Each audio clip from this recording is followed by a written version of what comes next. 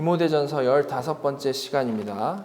사도의 마지막 권면이라는 제목으로 말씀을 나누도록 하겠습니다. 디모데전서 6장 17절부터 21절까지 우리 한 목소리로 봉독하도록 하겠습니다. 시작.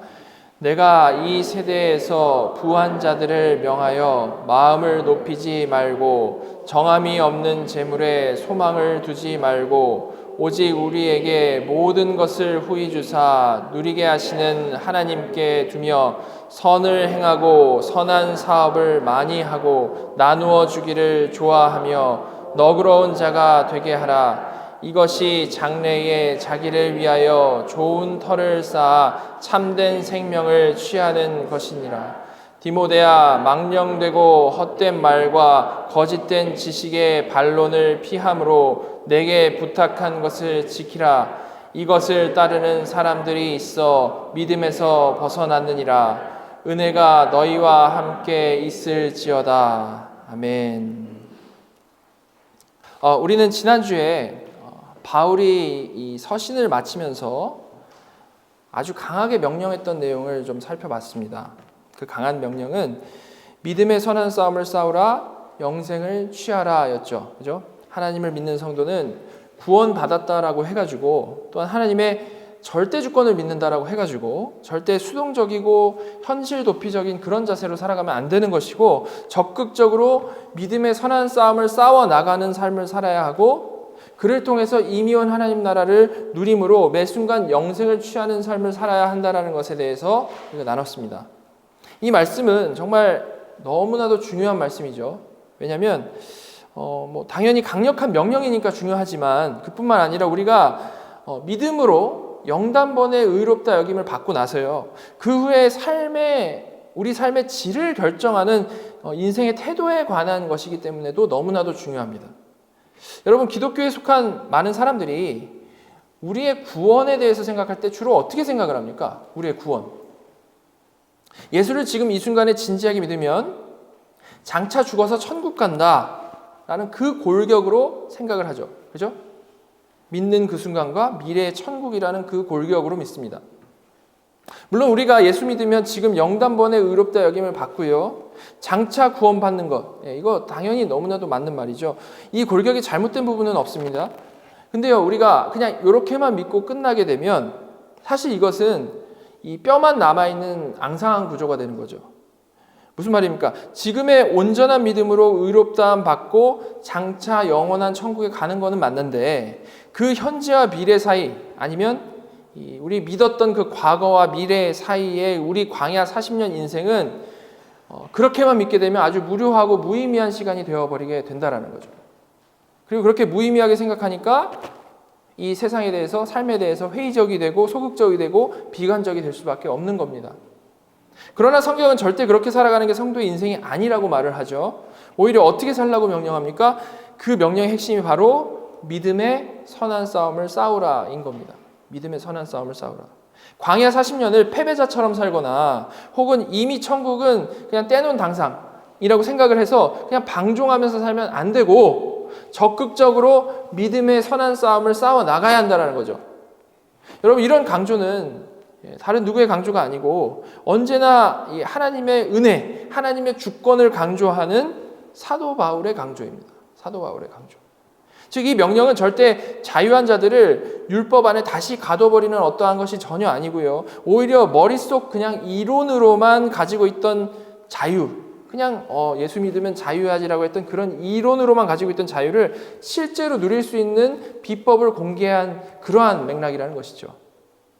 여러분, 예수 믿고 의롭다함 받으면 분명히 그 순간 우리는 죄의 사슬에서 끊기고 자유한 자녀의 신분을 얻습니다. 그죠?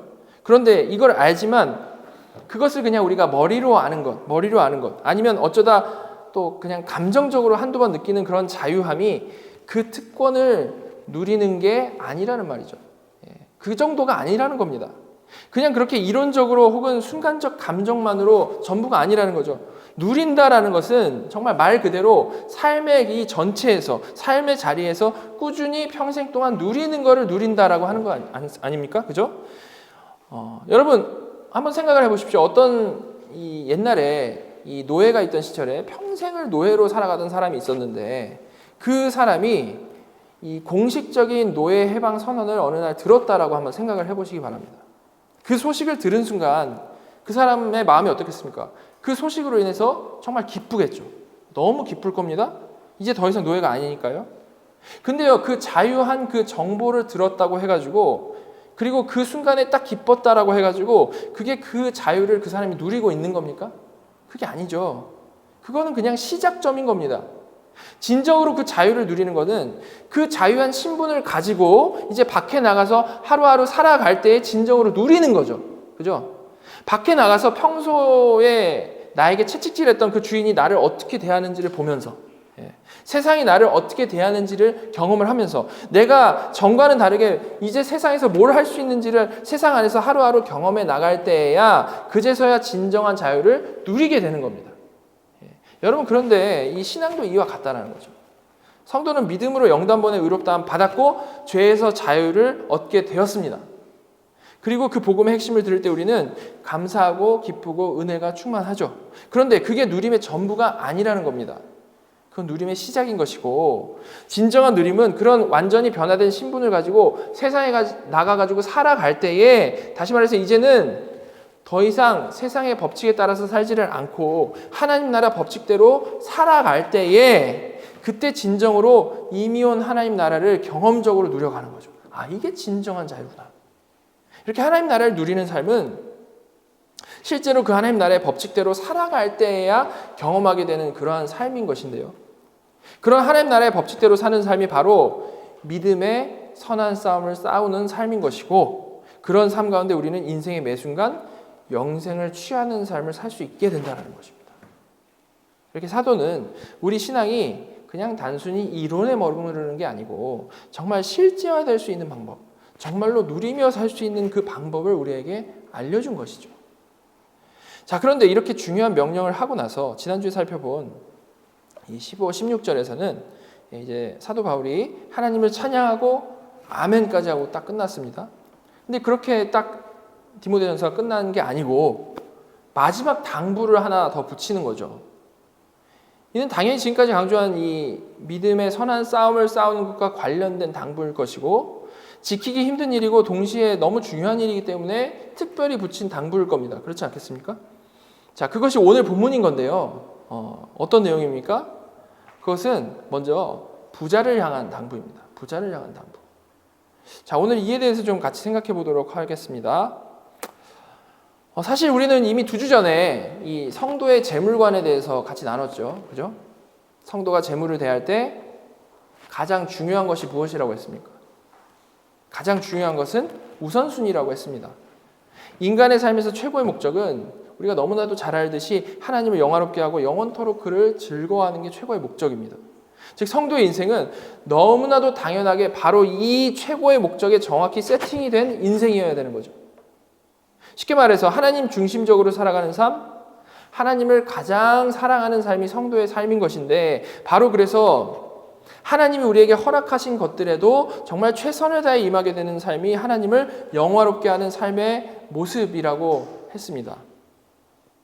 그래서 바로 이런 우선순위에 대한 이해를 기본으로 해가지고 성도의 이 재물관을 생각을 해보면요, 잘못된 재물관이 무엇이었습니까? 잘못된 재물관. 잘못된 재물관은 바로 그 우선순위, 너무 중요한 그 우선순위를 뒤집는 것, 재물이 하나님보다 앞서는 게 잘못된 것이었죠. 그죠? 분명 인생의 최고 목적이 하나님이어야 하고 성도의 이거는 절대로 바뀔 수 없는 부분인데, 수많은 사람들은 이 순서가 바뀌어서 돈을 하나님보다 더 사랑하는 죄를 짓게 된다는 겁니다. 그래서 바울은 6장 10절에서 돈을 사랑함이 일만하게 뿌리가 된다라고 말을 한 거였죠. 우선순위에 대한 문제를 얘기를 하는 것이고, 이런 우선순위가 바뀐 것을 성경은 우상숭배라고 말을 하는 겁니다.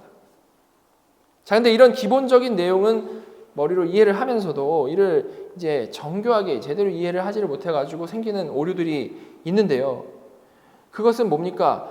돈 자체에 관심을 갖는 것을 죄로 생각을 하는 거. 그래서 심지어 돈에 전혀 관심이 없는 양 행동을 하는 것입니다. 이거는 분명히 잘못된 거죠. 돈을 사랑하지 말라고 했다라고 해서 돈을 저주하라고 한 게 아닌데, 언제나 사람들은 극단이 편하기 때문에 양쪽 극단을 왔다 갔다 하는 겁니다.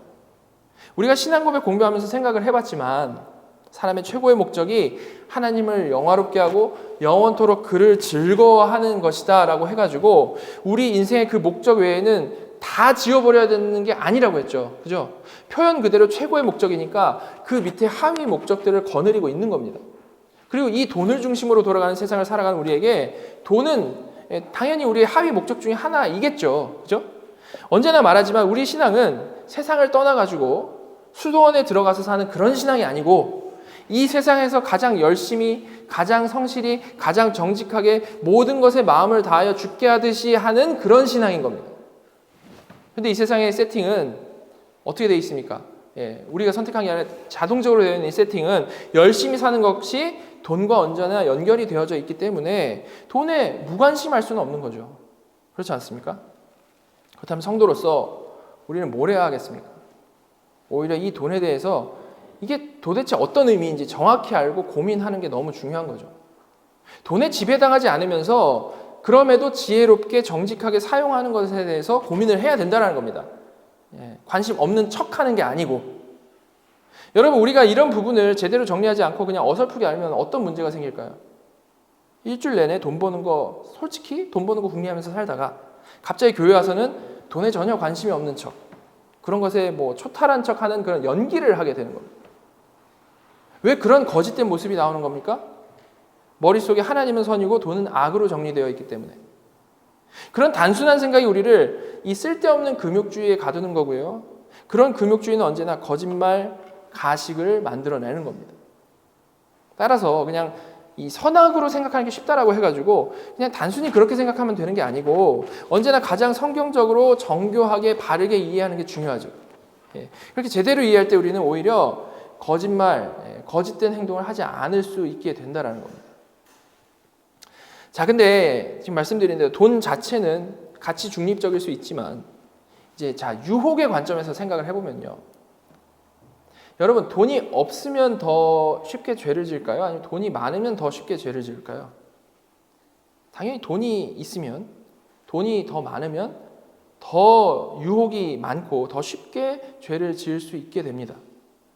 세상에는 돈이 곧 힘이죠. 힘이 없으면 죄를 지어도 그 짓는 범위가 상당히 좁습니다. 그죠? 근데 힘이 세면 죄를 지어도 크게 짓게 된다는 거죠. 물론 마음으로 짓는 죄는 뭐 하나님 앞에서 다 거기서 거기지만 크게 실수하고 또 크게 상대방에게 해를 끼칠 수 있는 그러한 상태는 돈이 많을 때라는 겁니다. 이렇게 돈이 많은 부자는 언제나 큰 죄를 지을 수 있는 위험에 노출되어 있다는 거죠. 그리고 신앙적으로 우리가 좀 생각을 해봐도 우리는 죄인이라서 언제나 우리가 이 결핍에 있을 때, 우리가 어려울 때 주로 하나님을 간절히 찾습니다. 그게 우리 수준이죠. 그죠? 그래서 성도에게 고난이 복일 수가 있는 건데 부자는 어떻습니까? 모든 게 풍족하죠. 물질적 여유, 시간적 여유도 있고 마음대로 그냥 다 그런 것을 누릴 수 있고 삶의 결핍이 별로 없습니다. 따라서 우리는 죄인이기 때문에 돈이 있고 여유가 있고 시간이 있으면 죄를 향하여 눈이 돌아가는 게 우리의 그냥 수준인 것이죠. 그러다 보니까 부자는 기본적으로 신앙을 온전히 지켜나가기에 더 어려운 위치에 있다라는 겁니다. 돈과 죄의 관계가 이해가 되십니까? 그런 맥락에서 낙타가 바늘기에 들어가는 것보다 부자가 천국 들어가는 게 더 어렵다라고 이제 말씀을 하신 거죠. 돈이 죄인 것이 아니라, 돈 많은 게 죄인 게 아니라 돈이 많으면 당연히 죄의 유혹이 더 강해지기 때문에. 바로 그래서 부자들은 언제나 이런 특별한 위험에 노출되어 있는 사람들이라는 거죠.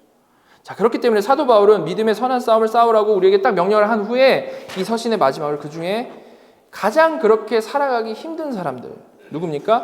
부자들을 향한 권면을 하고 있는 거죠. 자, 그래서 이제 17절 보시면 내가 이 세대에서 부한 자들을 명하여 마음을 높이지 말고 정함이 없는 재물에 소망을 두지 말고 오직 우리에게 모든 것을 후히 주사 누리게 하시는 하나님께 두며. 바울은 여기서 부자를 표현할 때 이 세대에서 부한 자들이라고 구체적으로 이 표현을 하고 있습니다. 뭐 본래 부자는 당연히 이 세대에서 부자인 건데 원래 그렇지 않습니까? 근데 바울은 굳이 지금 이렇게 쓰고 있는 거죠. 자, 바울이 뭘 강조하려고 이러는 겁니까? 말씀드린 대로 부자인 것 자체가 문제가 아니고 문제가 되는 것은 지금 이 세대, 영어로 하면 this present age에 모든 소망을 두고 거기에 매여 사는 부자가 문제이기 때문에 이런 표현을 쓴 겁니다. 여기다 목매이는 사람들. 바울은 그런 부자들에게 특별히 명하기를 먼저 마음을 높이지 말라라고 말씀을 하고 있죠. 이건 교만을 경계하는 명령입니다. 교만. 여러분, 왜 부자에게 특별히 교만하지 말라는 경고 하신 것일까요? 왜냐하면 말씀드린 대로 세상에서는 돈이 곧 힘이기 때문에 그렇습니다. 그러니 세상에서 부자가 되면 교만이 이 당연한 태도가 되어질 수밖에 없는 겁니다. 힘을 가졌기 때문에 교만하고 또한 자신이 이룬 것을 보면서 못 이룬 사람을 보면서도 교만한 마음에 빠지기가 너무 쉬운 거죠. 돈이 없고 실력도 없고 아무것도 없어도 인간의 죄성은 어떻습니까? 우리를 항상 교만에 빠지게 하죠. 그런데 부자가 교만에 빠지는 것은 얼마나 쉬운 일이겠냐라는 거죠. 자, 그렇다면 여러분, 부자가 모든 것이 풍족함에도 불구하고 이런 교만에 빠지지 않기 위해서, 그게 중요한 거겠죠? 그거 어떻게 해야 될까요? 바로 그 방법이 이어져서 나오는 겁니다. 자, 다시 한번 보면요, 정함이 없는 재물에 소망을 두지 말고 오직 우리에게 모든 것을 후히 주사 누리게 하시는 하나님께 두며, 부자가 교만에 빠지지 않기 위해서는 먼저 세상에서 자신의 힘이 되는 재물에 소망을 두지 말아야 하는데 그냥 그러면 되는 게 아니고 동시에 그 소망을 하나님께 둬야 한다라고 말씀을 하고 있는 겁니다. 사실 이건 표현만 다르지 우리가 2주 전에 살펴본 내용과 같죠. 우리는 2주 전에 이 빌립보서 말씀을 보면서 자족에 대해서 생각을 해봤습니다. 자족. 그때 바울은 자족을 어떻게 설명했습니까? 비천에 처할 줄도 알고 풍부에 처할 줄도 아는 것이다 라고 말씀을 했죠. 그죠?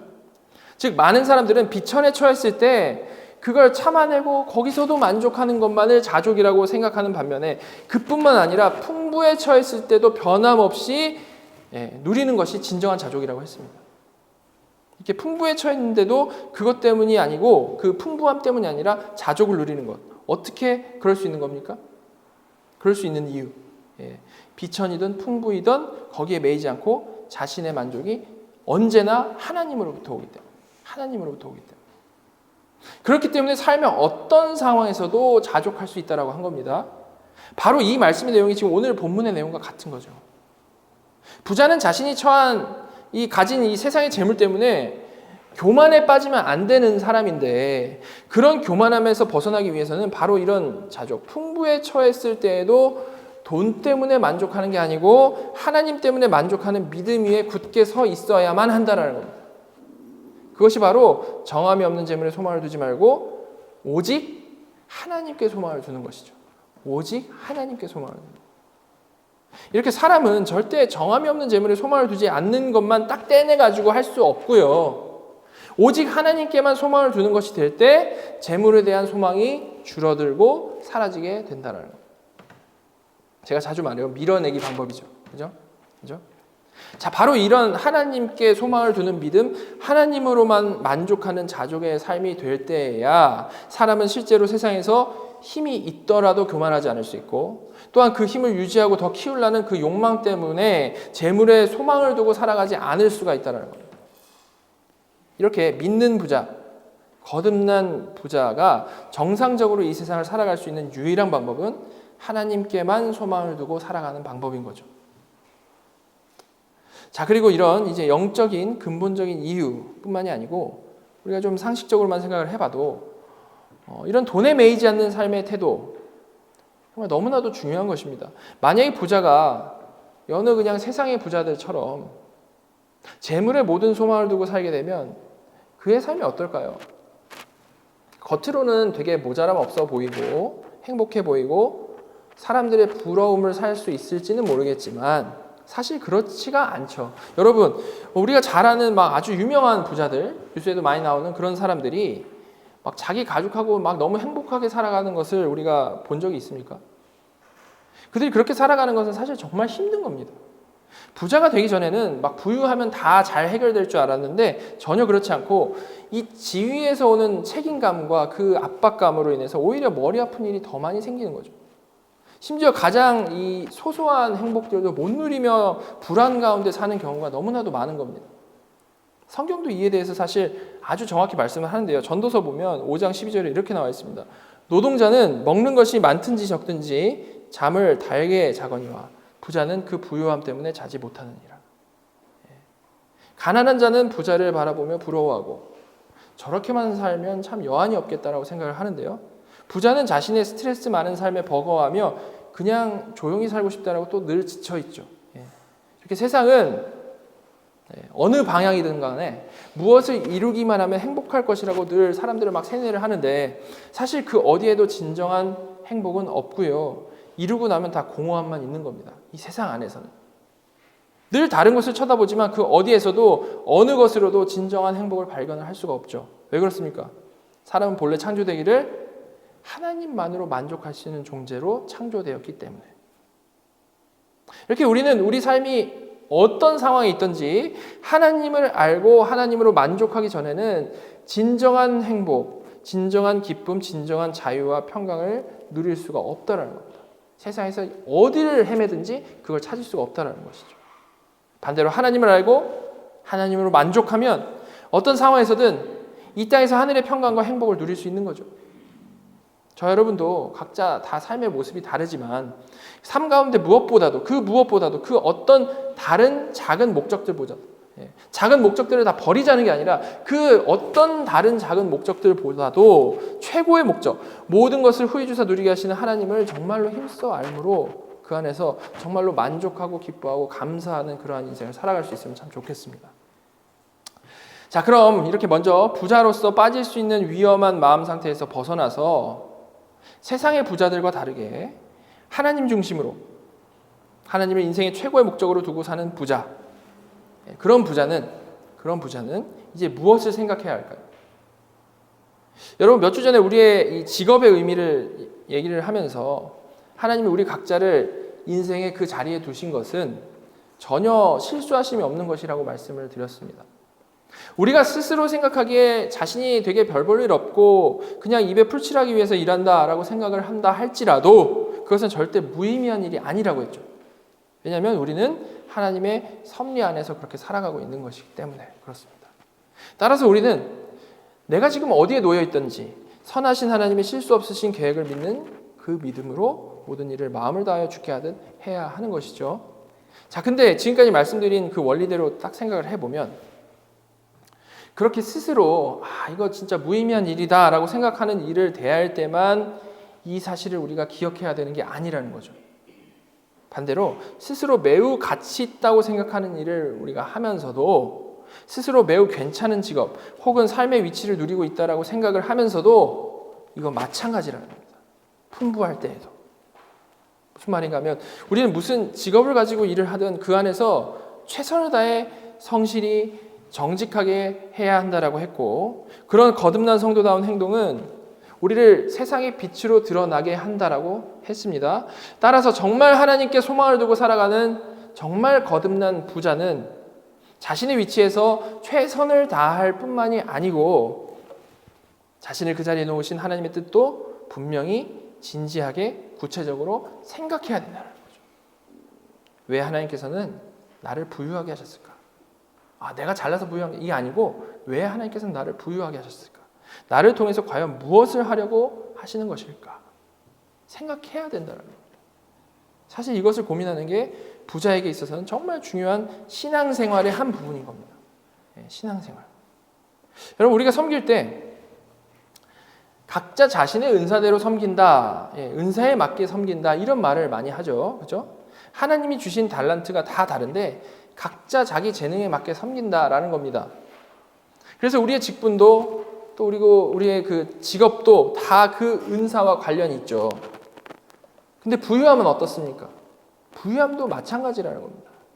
우리가 정말로 하나님께 모든 주권이 있다고 믿는다면 이 부유함도 하나님이 주셔서 갖게 된 것이며 각자 자신의 달란트를 섬기듯이 우리는 이 하나님께서 나에게 허락하신 재물을 통해서 섬기는 것이 하나님의 뜻임을 기억해야 된다는 거죠. 만약에 나의 부유함은 그냥 내가 누리고 즐기기 위한 거고 섬기는 데에는 조금도 나만 더 손해볼 수 없다.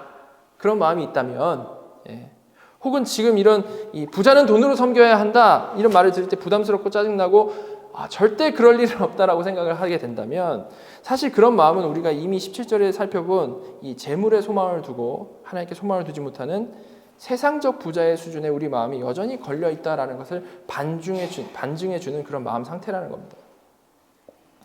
여전히 돈을 하나님보다 더 사랑하고 있는 마음이 드러나고 있는 거죠.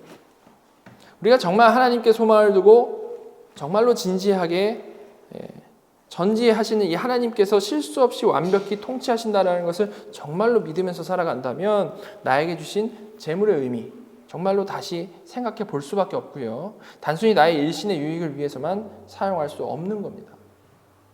그렇지 않겠습니까? 우리가 통장 안에 가득 차 있는 그 돈, 마음의 평안을 거기서부터 얻는다. 그거 거기다 쌓아놔서 뭐 하겠습니까? 죽을 때 그거 가지고 가는 게 아닌데 하나님께서 뭔가 의미 있게 쓰라고 나에게 주셨을 텐데 그렇게 하는 것이 아닌 거죠. 자, 그래서 바울은 이어진 18절에서 부자들을 향해서 직접적으로 이렇게 말씀하는 거죠. 선을 행하고 선한 사업을 많이 하고 나누어 주기를 좋아하며 너그러운 자가 되게 하라. 하나님이 나에게 잉여를 허락해 주셨다는 것은 그냥 나만 그리고 우리 가족만 잘 먹고 잘 살라는 의미가 아니고 그것으로 이웃을 형제 자매를 섬기라는 의미가 들어있다는 겁니다. 물론 부자만이 아니고 모든 성도가 남을 위해 자신의 것으로 섬겨야 하는 건데요. 그런데 부자가 특별히 내세울 수 있는 것이 자신의 것이 뭡니까? 하나님이 허락하신 재력이죠. 그럼 그 의미는 그 재력을 가지고 섬기는 데 사용하라는 의미가 당연히 될 수밖에 없는 겁니다.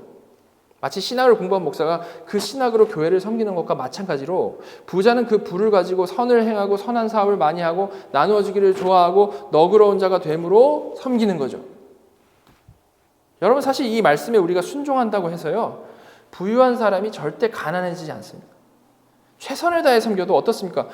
보통 자신의 이 향상된 생활 수준까지 무너뜨리면서 섬기지 않죠. 그죠? 절대 이 말씀은요. 부자들이 자신의 부를 다 내놓고 가난한 자가 되라고 하시는 말씀이 전혀 아닙니다. 모두 다 이 아시시의 프란시스코 아시죠? 그 사람처럼 가진 거 다 팔아가지고 이웃을 돕는 데 살라는 말을 하시는 게 아니라는 거죠. 하나님은 모두 다 그렇게 살기를 바라시는 게 아닙니다. 지금 이 본문에서도 뭐라고 말씀하고 있어요? 선을 행하고 선한 사업을 많이 하고 나누어 주기를 좋아하며 너그러운 자가 되라. 즉 지속적으로 그 일을 하라라는 거죠. 그죠? 그런 명령인 것이지 단번에 다 나눠주고 너희도 다 가난한 자가 돼야 크리스찬이다 이런 말 아니라는 겁니다. 그건 또 다른 금욕주의적 사고일 뿐인 것이죠. 극단적으로 생각할 게 아니라는 겁니다. 그러나 그럼에도 불구하고 말씀에 순종하는 부유한 성도의 기본 자세는 나에게 잉여가 있을 때 그것을 주신 하나님의 뜻을 생각을 하면서 정말 주위를 돌아보고 나눔으로 부를 정말 나누는 방식으로 이 땅에서 하나님의 사랑이 드러나기를 애써야 한다라는 겁니다. 여러분 어쩌면 이 말씀 듣고도 이것이 지금 나에게는 전혀 해당되지 않는 말씀이다라고 생각이 될 수 있습니다. 물론 이것은 실제로 부유하지 않아서 그럴 수도 있어요. 그렇지만 그것보다 더 많은 경우는 우리는 항상 상대적 빈부차를 생각을 하기 때문에 자신이 부유하다고 생각하는 사람이 그리 많지 않은 거죠. 가지면 더 가지고 싶은 게 사람의 욕심이기 때문에 그런 것입니다. 분명히 동네의 부자인데 세계적 부자들을 보면서 자신이 돈이 없다고 생각하는 거죠. 그러나 세상에서 가장 부유한 미국에서 우리는 지금 살고 있고 풍족하게 살고 있고 그런 모습을 우리가 스스로 생각을 해볼 때에 사실 우리 모두는 이 말씀을 귀 기울여서 들을 필요가 있고요. 이 말씀에 순종하여서 정말 구체적인 행동을 하기 위해서 교회적으로도 좀 더 집중해서 노력해야 할 필요가 있는 겁니다. 자, 바울은 이렇게 부자에게 특별한 권면을 마지막으로 하고 나서요. 이런 삶의 태도가 이제 어떤 의미를 갖는지 이어서 설명을 하는데 19절 보시면 이것이 장래에 자기를 위하여 좋은 터를 쌓아 참된 생명을 취하는 것이니라. 바울은 이런 부자들의 마음 자세를 이 종말론적인 믿음과 연결을 시켜서 설명을 하고 있습니다. 사실 이 말씀은 주님의 말씀과 일치하는 내용인데요. 마태복음에 보시면 6장에 이렇게 말씀이 나와 있죠. 19절부터 21절. 너희를 위하여 보물을 땅에 쌓아두지 말라. 거기는 좀과 동록이 행하며 도둑이 구멍을 뚫고 도둑질하느니라. 오직 너희를 위하여 보물을 하늘에 쌓아두라. 거기는 좀이나 동록이 해하지 못하며 도둑이 구멍을 뚫지도 못하고 도둑질도 못하느니라. 내 보물이 있는 그곳에는 내 마음도 있느니라. 너희를 위하여 보물을 땅에 쌓지 말고 하늘에 쌓으라는 것은 일을 열심히 하지 말라라는 거거나 돈을 벌지 말라거나 저축을 하지 말라라는 말씀이 전혀 아닙니다. 만약에 그런 명령이었다면 주님은, 그리고 사도 바울은 직접적으로 부자가 되지 말라 이렇게 책망을 하셨겠죠. 그게 아니죠. 그럼 이 말씀을 바로 이해하는데 강조점이 뭡니까? 여기서 강조점은 우리 열심의 그 끝자락이 지금 어디를 향하고 있는가에 대한 말씀인 겁니다.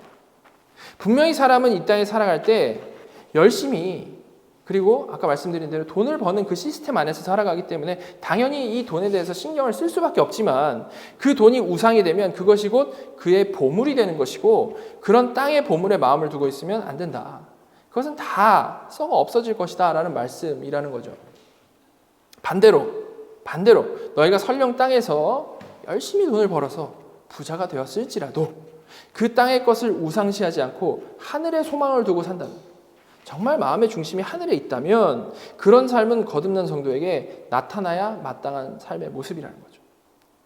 이렇게 이 주님의 말씀은 무엇을 과연 우리가 보물로 두고 사는지, 우리 마음의 끝자락이 어디를 향하고 있는지에 대한 말씀인 겁니다. 그래서 이 메시지를 요약해서 21절에 내 보물이 있는 그곳에는 내 마음도 있다라고 말씀을 하신 것이죠. 마음의 끝자락이 어디에 있는가? 그리고 그와 동일한 내용이 이미 살펴본 오늘 본문 17절 말씀, 정함이 없는 재물에 소망을 두지 말고 오직 우리에게 모든 것을 후히 주사 누리게 하시는 하나님께 두며인 겁니다. 이해가 되시죠? 이렇게 돈을 많이 벌고 말고가 전혀 문제가 아니고, 정말로 어떤 상황에도 마음이 어디에 있는가, 과연 돈과 같은 그 인생의 작은 목적들이 인생의 최종 목적을 섬기고 있는가, 아니면 그 우선순위가 바뀌었는가, 그거를 우리가 철저히 돌아보자라는 거예요. 자, 그럼 실제로 열심히 이제 정당하게 일해서, 그리고 여러 가지 기회가 좋아가지고 나에게 재물이 많이 쌓였습니다. 당연히 그거 나쁜 게 아니라 좋은 거겠죠. 얼마나 좋습니까? 당연히 좋은 거겠죠. 그럼 이런 나의 상태가 마태복음에서 주님이 말씀하신 너희를 위하여 보물을 땅에 쌓아두지 말라, 너희를 위하여 보물을 하늘에 쌓아두라는 말씀에 어긋나지 않기 위해서는 어떻게 해야 되는 겁니까? 바로 지금까지 말씀드린 대로 그것이 하나님께서 나에게 주신 재능이자 소명이라는 것을 이해를 하고 그 잉여로 남을 섬기는 데 사용을 해야 된다는 겁니다. 보통 사람들이 받은 달란트로 자신의 재능으로 섬길 때 가장 큰 보람과 행복을 느끼고 또한 많은 열매를 맺게 되는데, 이와 마찬가지로 부자는 그렇게 자신의 잉여로 남을 섬길 때에 가장 큰 행복을 느끼고 이미온 하나님 나라를 누리게 된다는 거죠. 자, 이에 대해서 사도 바울은 분명히 말씀했습니다. 사도행전 20장 35절에 이런 말씀이 있죠. 범사에 여러분에게 모범을 보여준 바와 같이 수고하여 약한 사람들을 돕고 또 주 예수께서 친히 말씀하신 바 주는 것이 받는 것보다 복이 있다 하심을 기억하여야 할지니라. 하나님께서 나에게 베풀어 주신 잉여로 남을 섬길 때 그 주는 사람과 받는 사람 모두 거기서 세상의 논리, 세상의 논리 뭡니까? 보상이 있어야 주고받는 게 세상의 논리죠. 뭔가 보상이 있어야 줍니다. 그죠? 그냥 주는 게 없죠. 그게 아니고 거저 주고 거저 받는 그 하나님 나라의 은혜 법칙을 거기서 누리게 된다는 거죠. 그렇게 주는 자나 받는 자나 거기서 하나님 나라의 원리를 경험하게 되는데, 그렇지만 주는 것이 받는 것보다 복이 있다라고 하신 그 주님의 말씀대로 주는 사람은 더 큰 기쁨과 만족을 누리게 된다는 것입니다. 자, 그리고 이는 단순히 우리의 기쁨과 행복이라는 측면에서 중요한 것이 아니고, 이것이 그리스도 안에서 살아가는 경건한 성도의 합당한 태도이기 때문에 중요한 것이죠. 주님의 삶도 그 자체가 바로 이와 같은 원리의 삶이셨습니다. 고린도 후서에는 이런 주님의 삶에 대해서 이렇게 말씀을 하고 있죠. 8장 9절입니다. 부요하신 이로써 너희를 위하여 가난하게 되심은 그의 가난으로 말미암아 너희를 부요하게 하려 하심이라. 가장 부요하신 주님, 가장 부요하신 하나님께서 영적으로 가난한 정도가 아니고 죽어있는 자들인 우리를 위해서 성육신하시고 고난당하시고 죽으셨습니다. 그 이유는 그렇게 죽어있는 우리를 결국 살리기 위해서, 주님의 본래적 부요하심에 초대하기 위해서인 거죠. 이것이 주님이 우리에게 보이신 영적인 원리라는 겁니다. 여러분, 우리가 자주 쓰는 표현 중에 무슨 표현 있죠? 피 같은 돈, 뭐 이런 표현 있죠? 그죠? 왜 그런 말 할까요? 자신의 시간과 노력과 모든 걸 쏟아 부어가지고 얻게 된 그 결정체가 돈이기 때문에 그런 표현을 쓰는 거죠. 그럼 열심히 살아서 부자가 된 사람은 당연히 그 돈을 모으기 위해서 뼈를 깎는 노력을 했겠죠. 얼마나 열심히 살았기 때문에 그랬겠습니까?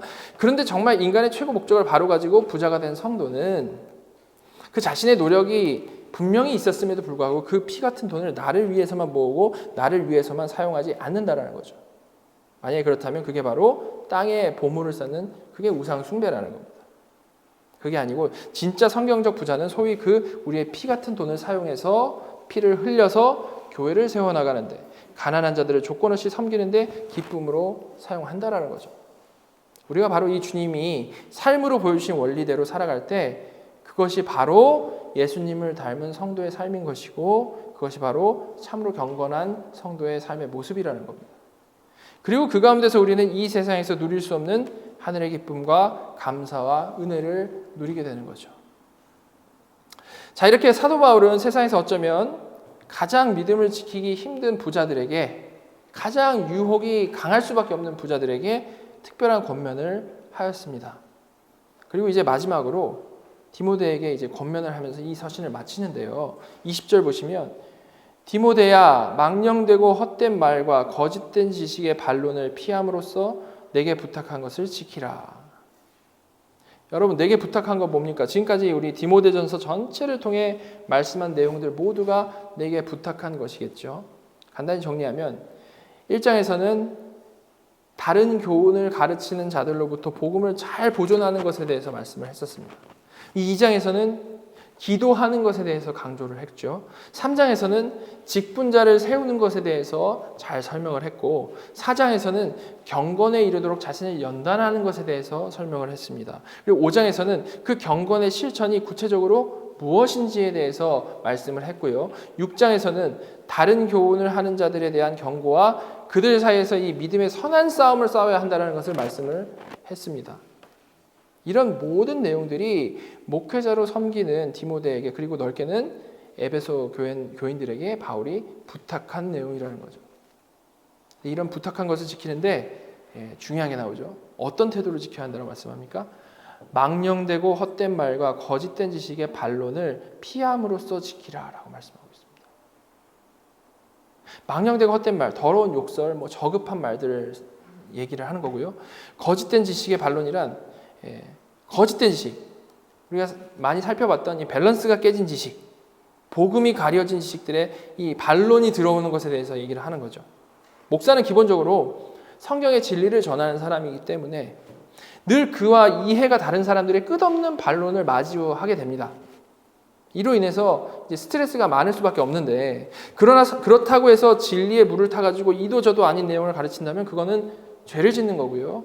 언제나 성경이 말하는 진리를 정확히 전하기 위해서 최선을 다해야 되는데 거기에는 당연히 반론이 따를 수밖에 없는 겁니다. 반론이. 그냥 일반적인 지식만 전해도 사람들은 반론이 있잖아요. 누가 뭘 말하면 그거에 대해서 이러쿵저러쿵 얘기를 합니다. 근데 죄를 지적하고 회개를 촉구하고 생각이 바뀌기를 도전하는 하나님의 말씀을 전하는데 반론이 없을 수 없죠. 물론 건강한 반론들은 철이 철을 날카롭게 하듯이 서로를 더욱 진리 안에서 굳게 세우는 너무 중요한 역할을 합니다. 그러나 거짓 교사들은 기본적으로 뭐가 중요한 자들이죠? 거짓 교사들이요. 더 바르고 더 온전한 진리를 찾아 나가는 게 중요한 게 아니고 내 생각이 남에게 관철되는 것이 가장 중요한 사람들입니다. 그들은 교만하여서 언제나 이 바른 길 찾아가는 것에 중점을 두지를 않고 살아가고 진리 이 논쟁을 자존심 싸움, 감정 싸움으로 이해하곤 하죠. 절대 이게 건강한 반론일 수가 없다라는 겁니다. 자, 그래서 그 다음 절에서 21절에 이것을 따르는 사람들이 있어 믿음에서 벗어났느니라 은혜가 너희와 함께 있을지어다. 이것을 따르는 사람들, 지금 망령되고 헛된 말과 거짓된 지식의 반론을 따르는 사람들은 믿음에서 벗어난 자다라고 말씀을 하는 겁니다. 그러니 그런 자들하고 논쟁하는데 시간과 에너지를 쏟지 말고 피하고 오히려 꿋꿋하게 내게 부탁한 건 온전한 진리, 복음을 지키라고 말씀을 하고 있는 거죠.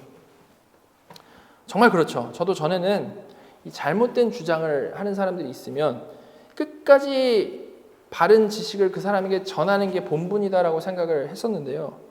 근데 언제부턴가 이 피하는 것이 오히려 지혜로운 것일 수 있겠다는 생각을 하게 됐는데 지금 사도 바울은 이 마지막 당부를 통해서 분명히 피하라고 말씀을 하고 있는 겁니다. 이를 통해서 우리가 이 논쟁에 대해서 어떤 태도를 가져야 하는지에 대해서 확신을 할 수 있게 되는 거죠. 여러분, 왜 우리가 피해야 될까요? 극단적으로 생각을 하면, 기계적으로 생각을 하면 피하는 게 마치 진리에 대한 타협이라고 생각할 수도 있지만, 이것이 사도 바울의 말씀임을 생각을 우리가 해볼 때 전혀 그런 게 아니라는 것을 생각을 해볼 수 있습니다. 여러분, 우리가 논쟁이 있을 때 피하는 게 지혜로울 수 있는 이유는, 기본적으로 진리는 설득으로 되는 게 아니고 성령님이 깨닫게 하시는 것이기 때문에 그렇습니다. 그렇기 때문에 분명히 우리는 끊임없이 바른 진리를 분명하게 선포를 해야 되지만, 그리고 최대한 그 진리를 알기 쉽게 설명해 나가야 하지만, 그 근본적인 관심이 바른 진리를 아는 것에 있지 않는 사람들, 말은 그렇게 하지만 거기에 관심이 있지 않은 거짓된 교사들, 거듭나지 않은 사람들, 교만한 자들, 이런 사람들은요, 아무리 잘 설명을 해도 이해하려고 하지 않죠. 그리고 그들은 어떤 상황에서든 싸움을 통해서 자신을 드러내는 것에 목적을 두고 살아가는 사람들이기 때문에 사실 설명을 잘 들으려고 하지도 않습니다. 바로 이럴 때 성도의 지혜로운 모습은 그런 싸움, 그냥 에너지만 쏟는 그런 싸움을 피하며 오히려 그들을 위해서 성령님께서 그들의 마음 바꿔주시기를 기도해야 되는 거죠. 오히려. 그죠? 이렇게 아무리 바른 것을 깨닫고 추구하고 전해도 성령님이 우리에게 길을 열어주시지 않으면, 성령님이 깨닫게 해주시지 않으면 아무런 열매가 있을 수가 없는 겁니다. 모든 결과는요, 정말로 하나님께 달린 거죠. 정말로. 따라서 사도 바울은 우리가 이거 그냥 의뢰하는 말로 듣기 쉬운데 그게 아니고 정말로 하나님의 은혜가 너희와 함께, 즉 교회 가운데 있기를 빌며 이 서신을 마치고 있는 겁니다. 오직 하나님의 일하심, 하나님의 은혜만이 이 모든 것을 가능하게 하시기 때문이죠. 자, 이렇게 디모데전서 우리가 모두 다 살펴봤습니다. 참 여러 가지 중요한 내용들 우리가 나눠왔고요. 특별히 마지막에 강조된 것은 말씀에 순종하는 것, 믿음의 선한 싸움을 싸우는 것에 대해서 살펴봤고, 이게 정말로 중요하다는 것에 대해서 우리가 나눴습니다. 여러분, 그런데 우리가 마지막으로 분명하게 짚었으면 좋겠는 건요, 우리가 정말 그렇게 순종의 삶, 그 순종의 삶을 적극적으로 살아가기 위해서 반드시 필요한 게 뭘까라는 생각입니다. 제가 지금까지 설교하면서 나눈 수많은 논리적이고 합당한 이유들이 있었는데요, 우리가 그것을 정말로 잘 이해하면, 설교 여러 번 들어가지고 잘 이해하면 우리가 순종할 수 있을까요? 그렇지 않습니다. 그런 우리의 이해들은요, 비유하자면 전등을 켜기 위해서 전선을 연결하고 코드를 꽂아 놓기만 한 정도의 그 행동밖에는 안 되는 겁니다. 아무리 그게 맞고 정말 합당하다 해도 전등은 절대 그냥 전선이 잘 연결되어 있다라고, 그냥 코드가 꽂혀 있다라고 켜지지는 않죠. 그럼 무엇이 가장 근본적이고 중요할까요? 그것은 바로 우리의 정말로 이 영적인 스위치가 켜져야 되는 겁니다. 거듭난 성도는 분명히 코드가 생명의 근원이신 하나님께 꽂혀 있는 자들입니다. 분명히요. 그리고 이런 말씀들을 듣고 이해함을 통해서 전선들도 다 전등에 제대로 잘 이어지게 되죠. 잘 하나하나 점점 더 견고하게 이어지게 됩니다. 그런데 그럼에도 불구하고 스위치가 켜지지 않으면 그냥 우리가 이해만 하고 그냥 끝인 거라는 거죠. 이해만 하고 끝인 겁니다. 제가 계속해서 순종의 길에서 하나님 나라를 누린다라는 그 강조를 많이 해왔는데요, 이 귀한 진리를 우리가 알게 될지라도 우리는 우리 힘으로는 이거를 해낼 수가 없다라는 겁니다. 잘 이해하고 주일날 아멘 하고도 또다시 일상으로 돌아가서 그저 그냥 원래 패턴대로 자기 삶 살기에 바쁘죠. 여러분, 우리가 정말 이런 패턴에서 벗어나기 위해서, 내가 만들어 놓은 패턴에서 벗어나기 위해서, 정말로 순종하며 살아가기 위해서 무엇이 필요할까요? 그냥 머리로 끄떡이는 것에서 끝나지 않기 위해서 정말로 무엇이 필요하겠습니까? 그것이 바로 하나님의 은혜인 겁니다. 하나님의 은혜. 우리는 머리로 다 이해해도 연약해가지고 범죄하기 쉽고 죄로 기우는데 익숙한 사람들입니다. 그런 우리에게 하나님께서 진정한 은혜를 깨닫게 해주시고 알게 하시고 주신다면 우리는 순종의 발을 실제로 내디딜 수 있게 되는 것이고, 순종하면 또 거기서 더 큰 은혜를 누리게 되는 것이고, 그 은혜가 우리를 또다시 더 온전한 순종으로 경건한 성도로 빚어가게 되는 것입니다. 나선형을 그리면서 점점 하나님께로 나아가는 거죠. 이렇게 하나님의 은혜는요, 전선을 타고 흘러서 전등에 불을 켜는 전류처럼 우리를 빚어가는 진정한 능력인 겁니다. 우리는 그 은혜를 풍성히 알수록 정말로 움직일 수 있는 거죠. 움직일 수 있는. 여러분, 그래서 우리는 정말 하나님께 은혜를 구해야 합니다. 은혜를 주시는 하나님께 은혜를 구해야 합니다. 여러분, 우리가 은혜 어떻게 받을 수 있습니까? 고개를 돌려가지고 어떤 새로운 방법, 저 교회에서 뭘 하니까 은혜를 받는다더라, 이런 게 아니고 이미 우리가 교리 공부하면서 확인한 내용 돌아봐야죠. 우리가 공부한 교리에서 우리의 은혜의 수단을 뭐라고 했습니까? 성경에 게시된 은혜의 수단은 말씀, 성례, 기도라고 했습니다. 말씀, 성례, 기도. 그렇죠. 이렇게 하나님께서는 전해지는 말씀 중에 이걸 그냥 논리로 이해하는 것에서 끝나는 게 아니라 정말 이 말씀 중에 성령님께서 역사하셔서 은혜를 주시는 것이고, 오늘 하게 될 성찬을 통해서 영적 임재서를 믿지 않습니까? 성령님이 임재하셔서 이 성례를 통해서 은혜를 주시는 것이고, 기도를 통해서 은혜를 주시는 겁니다. 그런데 이때 은혜 받는다는 것이 어떤 내용에 대해서, 무엇에 감사해서 받는 걸까요? 그냥 뭐 은혜 받는다고 하니까 그냥 찌릿찌릿한 게 아니고요. 그럼 그 은혜의 핵심, 그게 뭐겠습니까? 우리 너무 잘 아는 그것이 바로 나를 대신하여서 십자가에서 죽으시고 다시 사신 예수 그리스도를 아는 것에서부터 터져나오는 그 은혜인 겁니다.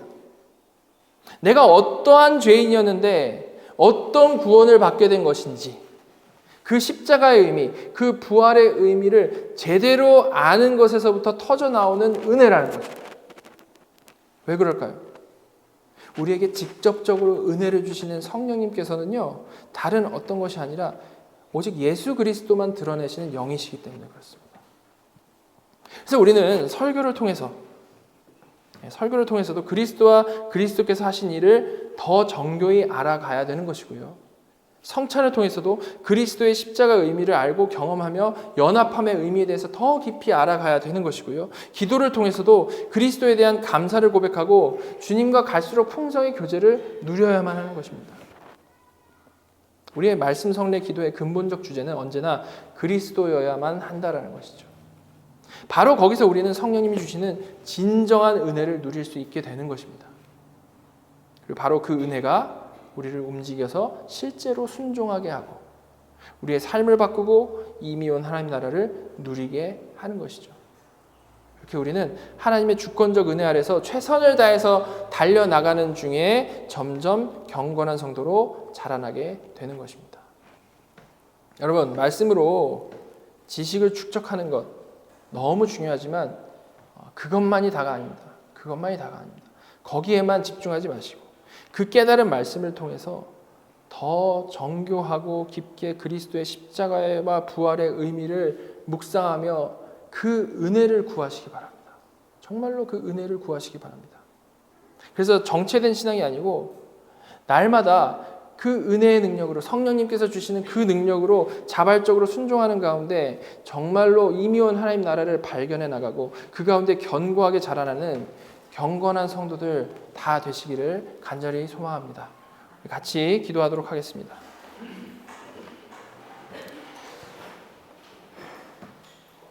하나님, 디모데전서를 통하여 직분에 대해서, 교회에 대해서, 그리고 순종과 경건에 대해서 듣게 하여 주셔서 감사드립니다.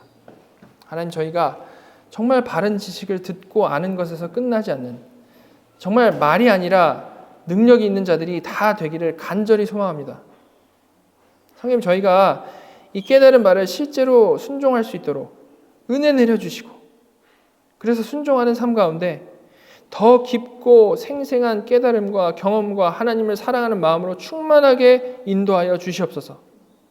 그래서 저희에게서 성령의 열매가 날마다 풍성하게 맺혀서 그런 능력, 정말로 오래 참고 인내하고 용서하고 사랑하는 능력으로 세상에서 빛과 소금의 역할을 잘 감당하는 경건한 성도들 다 되게 인도하여 주시옵소서. 하나님, 지금 이 시간에 주께서 베풀어 주신 성찬을 나눕니다. 성찬을 통하여서 주님의 십자가의 의미를 더 깊이 새롭게 깨닫기를 간절히 소망합니다.